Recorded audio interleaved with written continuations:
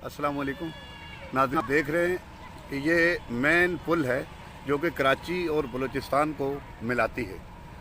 और मैं तो एक आम शहरी हूँ, मेरा यहाँ से गुज़र हुआ तो मेरी नज़र पड़ी कि ये देखें कि पुल के नीचे जो इसके पुश्ते लगे हुए हैं, पिलर जो हैं, ये बिल्कुल टूटने के करीब हैं। अगर इस पुल पे 40-50 गाड़ियाँ इकट्ठी जमा हो जाएंगी तो मुझे 100% चांस है कि ये पुल गिर जाएगी।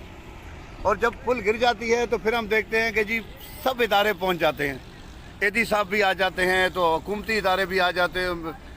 अब हम आपसे ये मुतालबा करते हैं कि इसको क्यों नहीं आप जो है ना वो निशानदेही इसकी क्यों नहीं करते, मीडिया वाले दूसरे तीसरे क्यों नहीं कर रहे?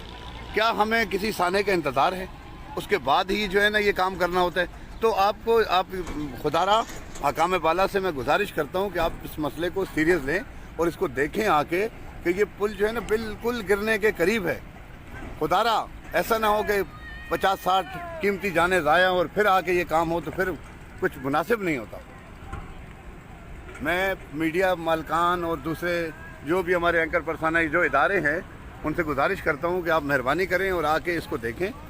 ये मेन हब चौकी पुल, उसके नीचे ये जो पानी जा रहा है जहाँ से, ये जो पिलर है नीचे, ये देखें आप इनको कि बिल्कुल खस्ता हाल हैं और टूट चुके हैं, टूटने के करीब हैं।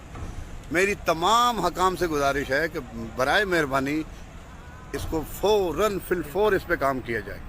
ऐसा ना हो कि हम बाद में जो है ना फिर पछताने के अलावा कुछ भी नहीं मिलता। बहुत शुक्रिया।